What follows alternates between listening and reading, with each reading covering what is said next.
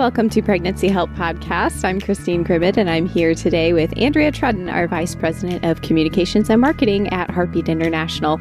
And we're joined by Andrew Wood. He is the Executive Director of Hope Resource Center in Knoxville, Tennessee. So Andrew will actually be a keynote speaker at our upcoming conference in Jacksonville, Florida on March 30th through April 1st. So we'll see if maybe we can get him to give us a sneak peek of what his talk will be like. If you've listened to any of our recent episodes of the Pregnancy Help Podcast, you probably have heard us mention the annual conference a couple of times, and that's because it is coming up very soon now here in just a few weeks. So there's the in-person option in Jacksonville, Florida, but we're actually hosting a whole nother separate conference filled with different workshops. It's a virtual conference as well. So both of those in-person and virtual options that will be happening that week. You can register or find more at heartbeatservices.org. So Andrea, would you like to get us started? Thank you so much, Christine. And we are really excited about our upcoming conference and wanted to kind of give a sneak peek as to some of our speakers. And I have the honor of interviewing Andrew Wood. So thank you, Andrew, so much for being here today and letting us kind of dig in, get to know you a little bit better so that we kind of have a better feel for who you are and why Heartbeat would ask you to come and inspire and educate all of our lovely attendees in Jacksonville. I asked the same question. Why would Heartbeat ask me to come? But I'm grateful for the opportunity and honored to partner with y'all in the work that we're doing. I saw your note on Facebook, actually, and I was like, hey, we put together that brochure, and that is Andrew, and we are excited to have him come. And actually, I'd love just to kind of dive in and help people kind of understand a little bit more about where you come from. And so can you tell us your journey? Like, how did you come to join the pregnancy help movement? How did God work in your life through these years and guide you into this? Yeah, for me, I mean, I like to tell people I've been pro-life since coming out of the womb. I mean, it's all I've ever known. It's all my family's ever known. I was in church every day. The doors were open growing up, but as I got older, I got more involved politically. So I was a political science major in college, and I always joke that the only contact in my phone from anyone that I went to college with is my wife. And it's because I debated and argued with everybody and nobody wanted to stay in touch with me.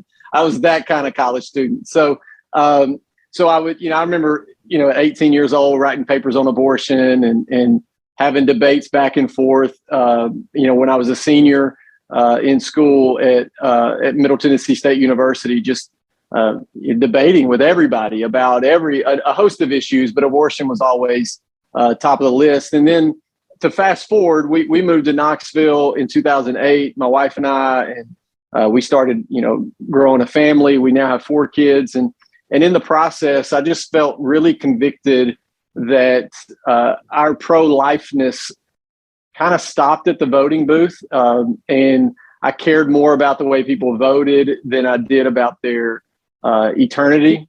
And for me, it just was the Lord just started convicting me on that. I was a kids pastor at a time bivocationally, and just was seeing kind of the tragedy that is abortion, occur around me, and think, man, what are we doing? We're not really doing anything except voting, which is good. I encourage people to do that, put license plates and stickers on their car, all of those things.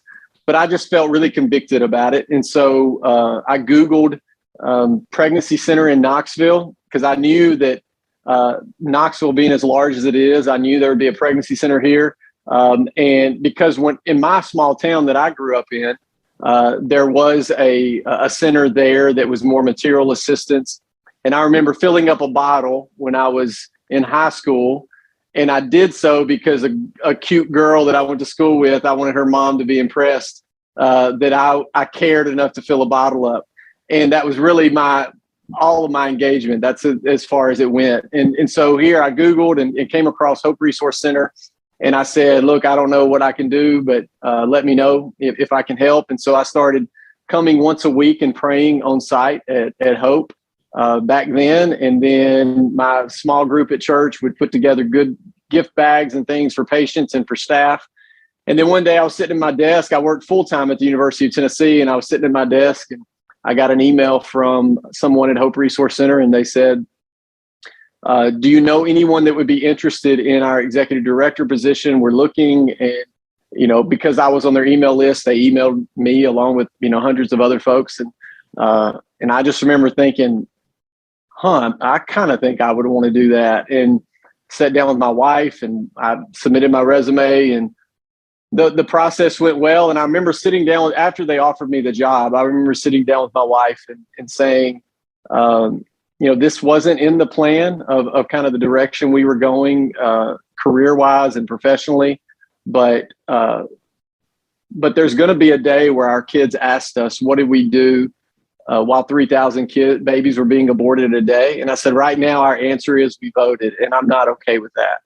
And I said, if I take this job, our answer can be, Daddy got up every single day to serve the women that were struggling. And after that, it was kind of a no-brainer. I said yes, and the rest is history. And now it's been right at 7 years of serving at Hope Resource Center, and just been a blessing.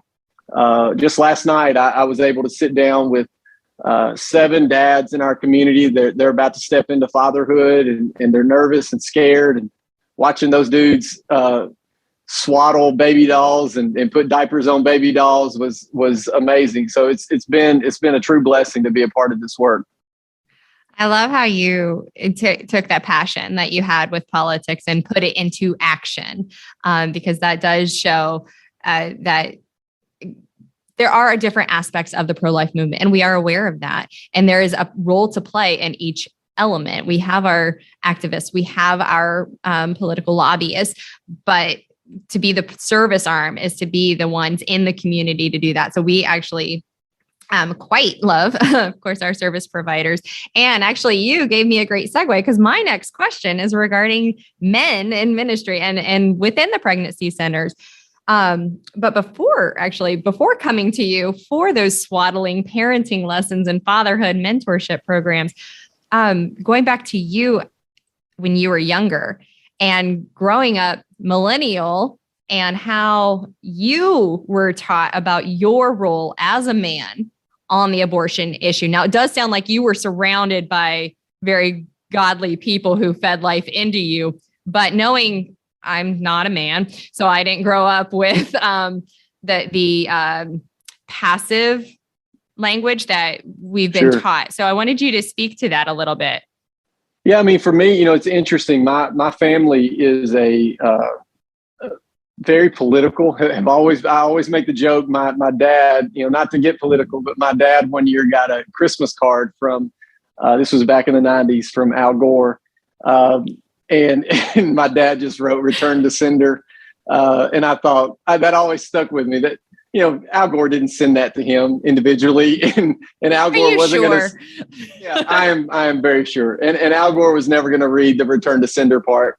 But that's the type of atmosphere I grew up in. Then my granddad would be the opposite. He would have welcomed a letter from Al Gore. He would have framed it and hung it up. Yes, 100%. And so they always joke that when you go into my grandparents' house, you see pictures of some of my cousins with different politicians. And they said, we put your pictures in the drawer, and when you come, we pull them out because we don't want those politicians on our wall. And so, but it's always been a fun process. But for me, growing up as a man, we were encouraged to be leaders. We were encouraged to step up and stand up for the vulnerable. And for us, that included the unborn. And it was never a question for me. I always had little cousins around me that were younger than me that I would, even as a teenager, would babysit. So that's not a lot of guys don't do that, but that was just part of our family dynamic. And then my brother had a unexpected pregnancy with a girl, and my nephew is now 19 years old and is amazing. And so there's all these things that have kind of played a role in that. And for me, the shift occurred when the Lord kind of stepped in and said, I appreciate all that you're doing, being a mouthpiece and from a political standpoint. But there are people around your community that are hurting, and they could care less about a Supreme Court decision or the way you voted. They just need someone to step in for them. And when I really dug deep and looked at what pregnancy help centers are doing, it's free medical care, excellent care, and really just trying to take the gospel to people and love people well and serve people well without judgment. That's what I wanted to be a part of. I want to be a part of setting an example and a legacy that lives for a very long time, to say that if hope closed tomorrow, this community would feel it, and it would not be a good feeling. And so we want to leave that lasting mark. So growing up for me as a millennial, a lot of times the message was, "Hey guys, this isn't your fight. Shut your mouth and sit down." And the way I was raised was to buck that. As I said, I had a lot of debates and arguments in college because I just refused to believe that. And after some of those classes, people would come up to me and say, "I'm so glad you said something. I agree with you, but I just didn't feel comfortable." And I thought, man, I never want to be that person that isn't willing to step up if I believe something is right. And so I don't always do it. There's certainly been times where I've held my tongue, but we try to do what's right and do it in the right tone, in the right way, so that life would be celebrated and protected as long as we can make that happen. I love that. Now, how does that translate into meetings from like what you did last night with those men? Yeah, what was beautiful about last night was we had just as many men volunteers in the community at that meeting as we did men that are about to step into fatherhood. And so we have monthly meetings, and we do these meetings last night's meeting was at our facility, but the next meeting is going to be at a gym, at a physical therapist's office, to walk through about the importance of sleep and health and taking care of yourself. And then we're going to have one at one of our partners is a pretty big tire shop. They have a number of different locations. So we're going to have a meeting there where we're going to talk about, hey, changing your oil, changing a tire, things that sometimes we take for granted. My dad and my parents taught me some of these things. And maybe these fellas don't have that. So really trying to empower them to step into the role that they're about to step into.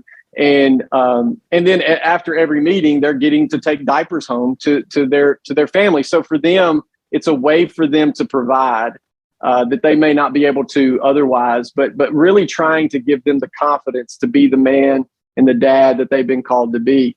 And to be a part of that, I mean, there's a lot of roles that I play and a lot of responsibilities I have, but none are greater than being the dad to my son and my 3 girls. And it really is something that I don't take for granted. And I often tell, and I told the group last night, I said, out of everybody that's walked the planet, you were picked to be the dad to this kid. And that's a heavy, heavy responsibility, but what an amazing truth that he could have picked anybody, but they picked you. And so let's run with it. We were built for this. We were made for this, and let's own it and be responsible. And so look, I just love the opportunities to talk to those guys about breaking the cycle and changing a generation just by being present. Is such a huge opportunity they have. Well, that's such a point, breaking the cycle, because we know that strong families, building strong families creates strong families. And then that becomes a good cycle because, as you mentioned, you were surrounded by people pouring love into you and teaching you life lessons and such. And now you get to go out and empower these men to be that provider in their child's life too. So that's a very good role to play. Thank you. Now, what have you learned in the 7 years since being executive director at Hope Center? I've learned that it's okay to say, I don't know. I think sometimes we, especially my generation, we come into things and organizations and we think, hey, we know what's best and our marketing's better and our graphics are better and our writing is better. And I came in and I'm the only guy on staff. And I knew that was going to be, for some, they were, excited, for others, not so excited. And so stepping into that role, understanding that we can all learn from each other, but also understanding where we've come from. I often think about 1973, and I'll give you a glimpse of what I'm going to speak about in just a few weeks. But I often think about 1973 and Roe v. Wade. I wasn't even born.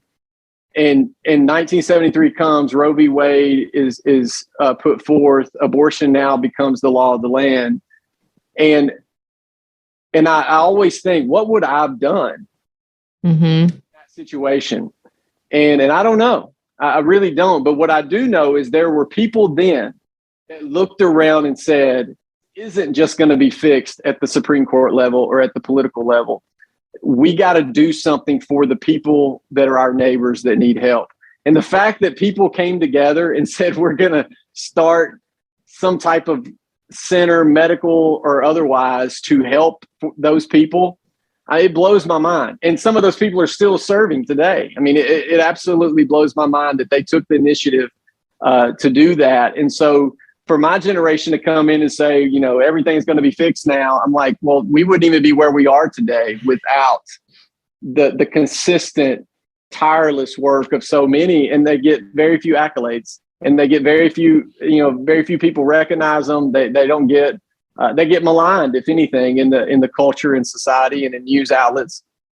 And so any opportunity I get to point people to the amazing work that's happening around our country, I'm going to scream it from the rooftops that these men and women that are doing this work are, they will be rewarded one day. And it may not be an article in the New York Times, but who cares? It's going to be so much better than that as we see the lives, as we see babies that have came through and now they're graduating high school. Now they're getting married their own. Now they're having their own kids. I mean, there's just nothing like it. And none of that would have happened without the folks that came before us. And so I have some staff here even that have a lot longer tenure. They've been doing this work for a long time. And my heart from the beginning has been, I want you to have a seat at the table. You've seen a lot more than I have, and let's work together to serve the people the best way we can. I just have a loud voice, and I tell the staff all the time, the Lord picked me to be the mouthpiece, and I'm happy to do that. But the mouthpiece isn't doing the ultrasounds, isn't doing the pregnancy tests, isn't doing that hard day in, day out consultation and sitting down with these patients, and the heaviness that they carry and the weight that they carry in those exam rooms is something that needs to be talked about and discussed and celebrated, because they could go make a heck of a lot more money somewhere else, but they choose to serve in this way with us at Hope. And it's such a blessing. That's the fun thing. So last year was Heartbeat International's 50th anniversary. Mm-hmm. So on the decades, we give away what are called legacy awards. And it gives us that opportunity to highlight those people who've been in the movement quietly behind the scenes or out front, and to really honor the work that they've been doing for several years. Some of them, as you mentioned, we have some pregnancy centers that have been around since 1968. It's like they were around before Roe v. Wade, because they saw that this was a need, and they stood up and they said, we want to help. And they did. And it takes a certain personality and a certain passion and a calling. And it's good to know that those happen each generation, and it's continuing to come in. Like even here, we cross the spectrum of ages, and it's so wonderful to see. And we know that happens in pregnancy centers all over. From actually, one of the things that I'll be teaching at the conference is about cross-generational messaging, because our clients are Gen Z and such, but our donors are baby boomers and later millennials and such. And so it's having that message across the board, because you're touching the lives of all generations, and you have to be able to pour into them either through their needs or through their calling as to how they can then serve as well. Mm-hmm. So what surprised you over the years being in the pregnancy help movement? I think what surprised me, I mean, it's funny. There's never a day where we have morning meetings and we talk about the patient list for the day, and we kind of go over different stories of the week. And most weeks there's always something where I'm like, well, I haven't heard that one yet. We haven't seen that one yet. But I guess what surprised me was when I first started, I remember sitting down with the staff and saying, hey, tell me something about you, something about Hope. And one of the staff members says, we're Knoxville's best kept secret. And I remember thinking, well, that's about to change. And so, I'm loud and so now I host a radio show here in town, and do different things because we want to be known. We don't want to be a secret. There was a long time where if any media outlets reached out, the blanket statement was no comment. And I was like, no, come sit down with me in the office. Come bring a camera. Let's have a conversation. And to watch the partnerships that have been cultivated just from staff members being empowered to and willing to speak out about the work that we do and not apologize for that. And we haven't gotten the backlash. Now, context matters. We're in the South. We're in Tennessee, where things are a little bit different than I'm sure directors that are in New York or California are dealing with. But understanding that and reaching out and having great partnerships with churches that just blow me away every time I sit down with them about how willing they are to stand with us. And so it's just been an amazing process to watch the difference be made and the confidence that comes when a staff feels like, oh, I can say that we're doing great work and not apologize for it. And I can say that we're unapologetically pro-life. And we can say all those things and still have an amazing partnership with the local health department. We can say all those things and still have an amazing partnership with the campus and not feeling like we have to water down who we are in order to connect. It's been amazing to watch that flourish over the last 7 years. And then just being able to connect with centers all over the country and kind of opening my eyes to the amazing work that's being done in rural communities and suburban communities and urban communities and everywhere in between. It's just been quite amazing that the creative folks that are involved in this work to say, how can we better serve the communities that we've been brought to? And so it's a blessing. And so that's probably been my surprise. I didn't really know what to think. But as a dude, I've been very accepted. Maybe that's a surprise too. But it's been a blessing. When I tell people I work in this world, a lot of times they kind of look at me like, oh, okay. But then they find out I drive a legit church van and the whole nine, and they're like, okay, that makes sense. So, yeah, I've been in the movement for a while, and I've been seeing the demographics at our conferences kind of shift to where it's like, hey, there's more guys here this year. Yeah. And it's been kind of fun to watch because it definitely has been growing over the years, which cracks me up because to read anything from the opposition, it's like, oh, well, it's just a bunch of men telling women what to do. It's like, oh, you have no idea. You have no idea. Yeah, it definitely is not. So I know you gave us a little bit of a hint as to what you're planning to talk about, but is that the whole theme of your talk, or is there anything else you can share about your topic at the conference? Yeah, I mean, for me, I just want to, it's interesting. The Lord kind of, politics has been a strong passion of mine. And most people think politics are about dividing, which, you look at our current culture, you see a lot of that division. But the Lord's convicted me a lot on unity and bringing folks together. And if I can be a unifier when it comes to different legs of the pro-life movement, whether it be advocacy or the work that we're doing or anything, then I want to do that. But the same way, I want to be kind of the unifier between generations. And I've always joked, I'm an old soul. I was born a pawpaw. That's just me. Like there's no getting around it. But I love the fact that we can all work together and come together, even though we may see things differently. If Roe v. Wade is in fact overturned this summer, it is not because of my generation.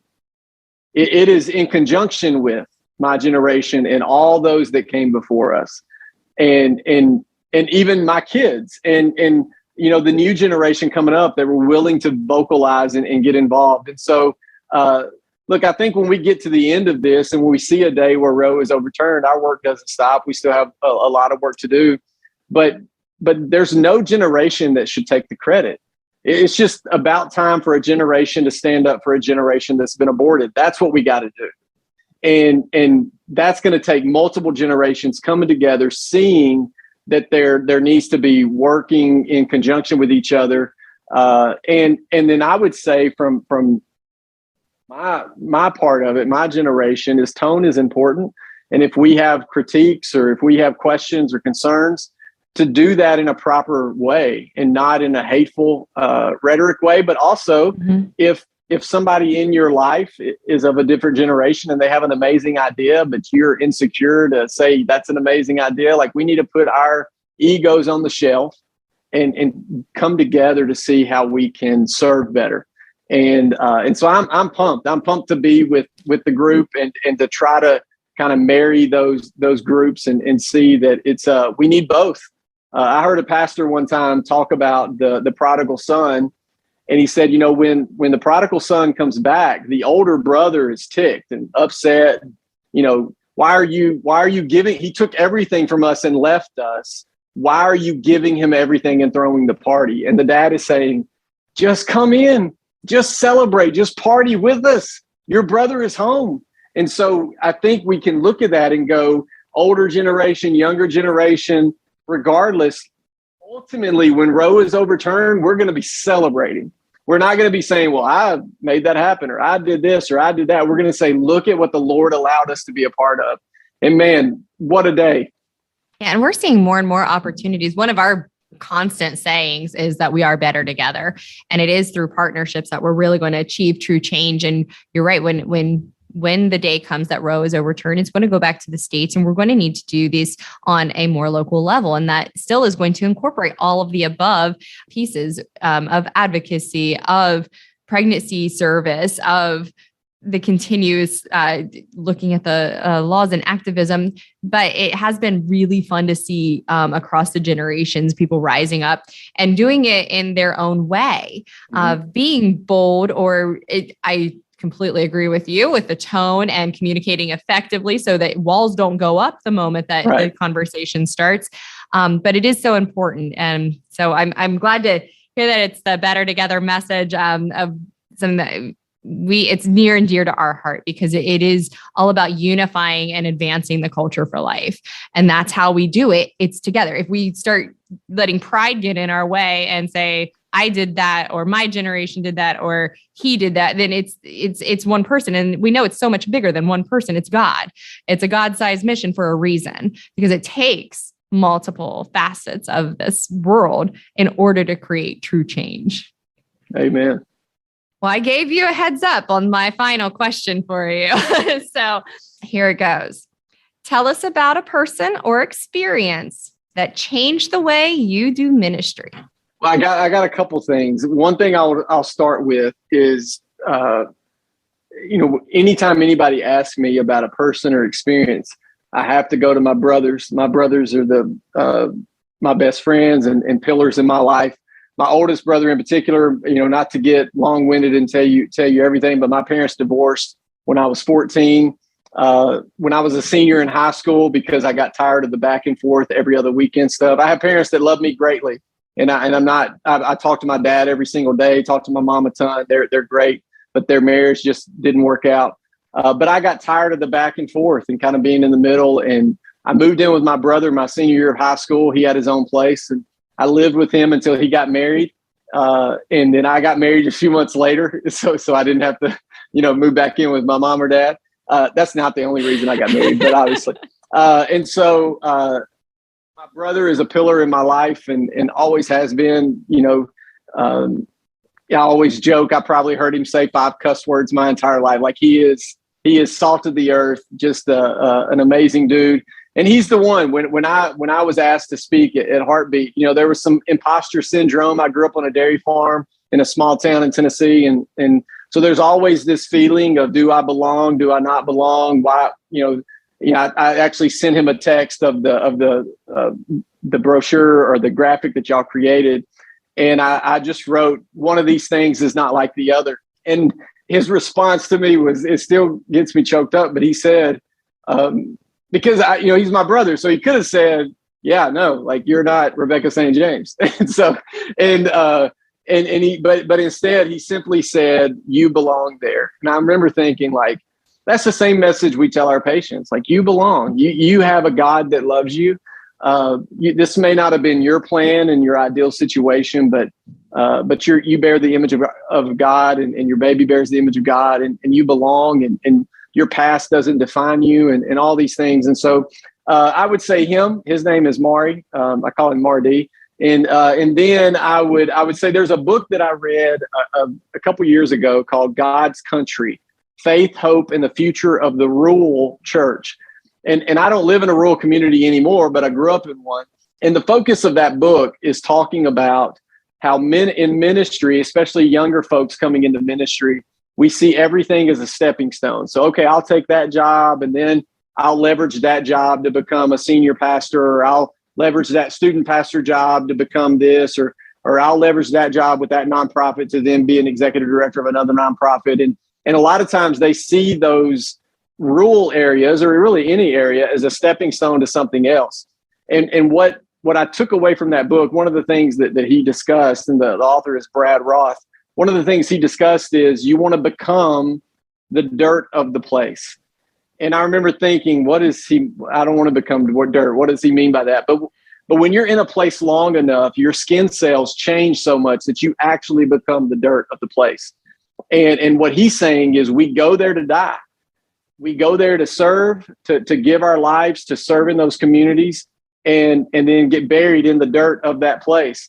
And one thing that he said that I steal and say all the time is, a lot of times we see places around our country and we say those places are in the middle of nowhere, full of nobody people. And the reality is God sees it as those are somewhere places full of somebody people, because they bear the image of God and God created them. And so they matter no matter where you are, in a rural community, an inner city, suburbs, whatever it looks like.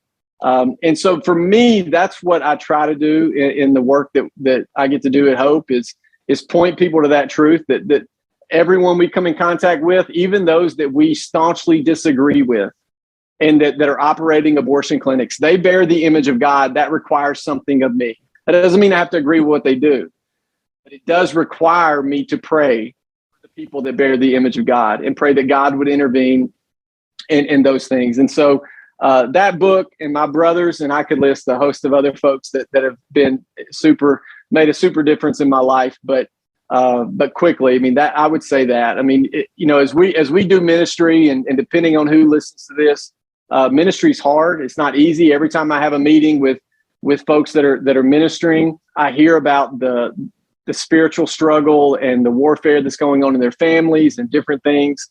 And I would just say, don't neglect mission field down your hall just because you've been called to serve in your context at your clinic. The mission field down your hall in your home is just as important. The last thing I would want is my kid to one day say, my dad was a great servant and he loved the community, but he just didn't do that at home. Then I'm a failure. And so we need to not forget our homes and our families. And I remember talking to a buddy of mine, his dad was a pastor. And I said, how was that growing up? And he said, my dad was a great pastor to everyone else.